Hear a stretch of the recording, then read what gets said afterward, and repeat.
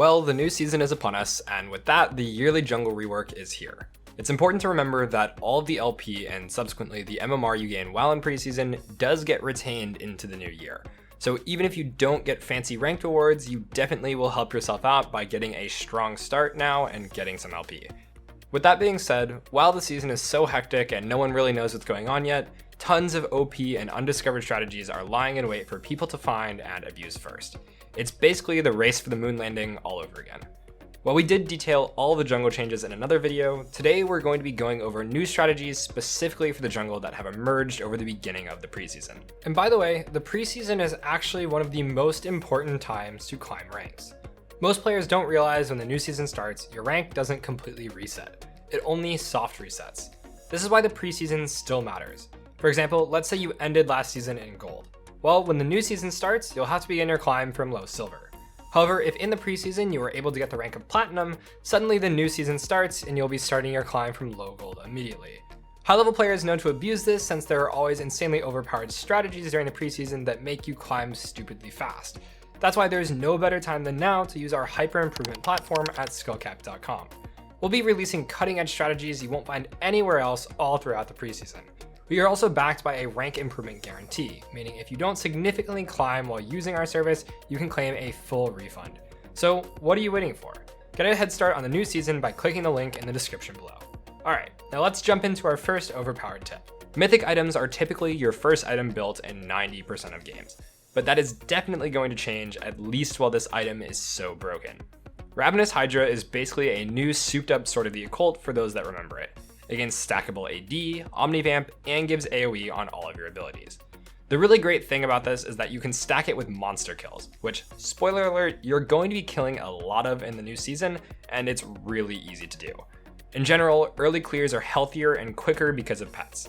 Even the worst champions at clearing that would literally die on the raptor camp before are now fully capable of clearing in quite respectable amounts of time. However, we found that while your pet damage does scale throughout the game, it doesn't tend to scale as fast as you'd like, and really doesn't keep up with the game as a whole. So while your previously terrible at jungle clearing champion can now actually clear, they will lose their superpowers a bit into the game, and their clear is going to slow down tremendously.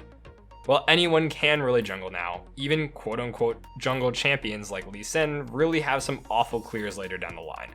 In addition to this, you don't get Omnivamp from your jungle item anymore, so you really can't heal off of camps later into the game. This coupled with the fact that camps are now hitting for percent health damage means that not only is your sustain nerfed, but you're taking more damage, and camps will always do relevant damage to champions even later on. Essentially, Ravenous Hydra is the one-stop fix to this issue. It makes you blaze through the jungle like never before. The AoE and massive amounts of raw AD you get from this item means that you can power farm on pretty much anyone.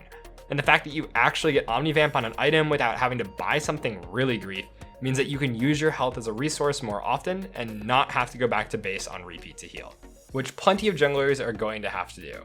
The best abusers of this are going to be champions with minimal to no AoE that scale well off of the AD.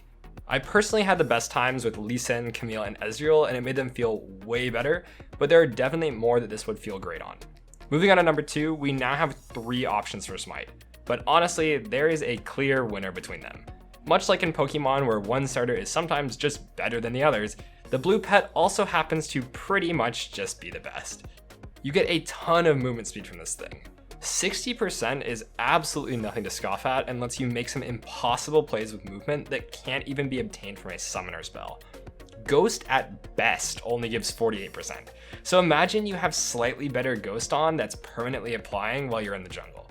If that doesn't sound broken to you, then you really need to try it out. It's flexible for when you want to chase and also helps you run.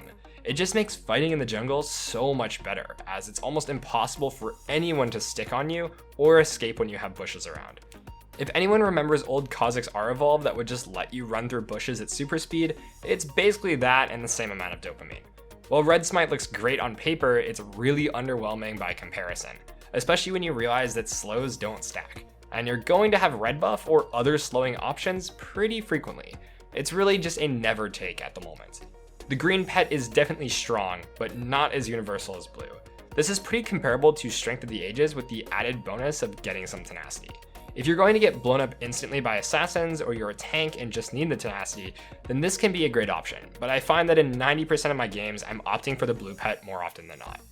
Speaking of pets, in order to get these effects, you're going to have to kill a lot of camps. 40 of them to be exact. And well, that just kind of takes a while. There were some games where I didn't have this completed even at 15 minutes, being super ahead.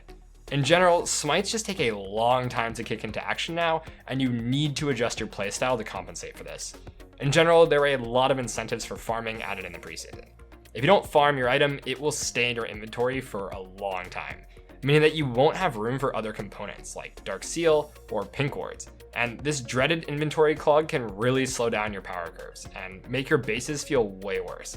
If anything, just getting it out of your inventory opens up room for more power, and that's incentive on its own.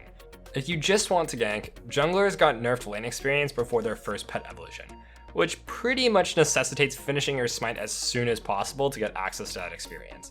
At the same time, solo laners also gained increased experience. This means that solo laners are going to be outpacing you by a lot if you're ganking and ignoring your camps.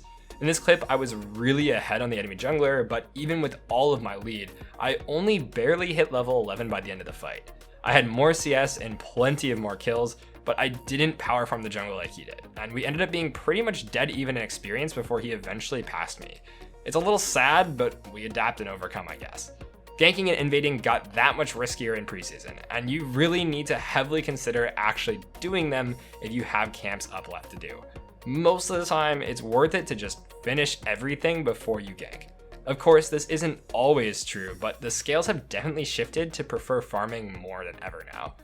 Luckily, most champions are capable of just clearing better than before, and the new jungle has really opened up some new awesome picks. Single target or low AoE bruisers really got a lot of love here. Trundle, Warwick, Rengar, Xin Vi, and Wukong are all amazing champions now, when they really struggled to keep up before.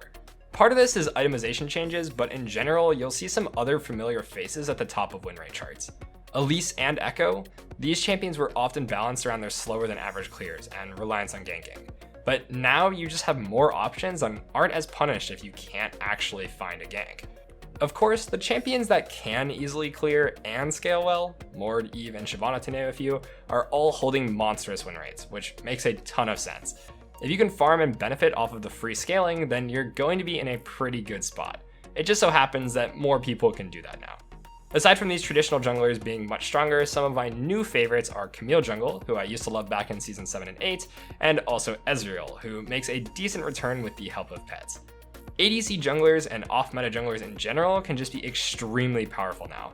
Not only can they use range red buff to easily invade their opponents, but you can scale well into the late game and participate in team fights in a way that most jungle champions just can't. Ezreal Jungle was a favorite of mine forever ago, so it's nice to be able to play it again, and it definitely carries super hard. The last thing we wanted to bring up is specifically a strategy that you can use on champions that clear extremely quickly. Because crab spawns so much later now, moving from 3:15 to 3:30, if you're finishing your clear around the 3-minute mark, you're going to have a lot of downtime. In this downtime, you'd usually want to look for a gank or invade, but as we all know, that's often just not possible and you'd end up wasting your time. Now you can actually just base right after your clear and make it to either crab around 3:40 just by walking out of base. This means that you're ready for whatever skirmish happens, or you can instantly choose to gank with item advantage and full health, and really bully whoever you want. For those fast farming junglers like Karthus, Eve, Fiddle, Hecarim, etc., this is a way to even the playing field a bit like how it used to be.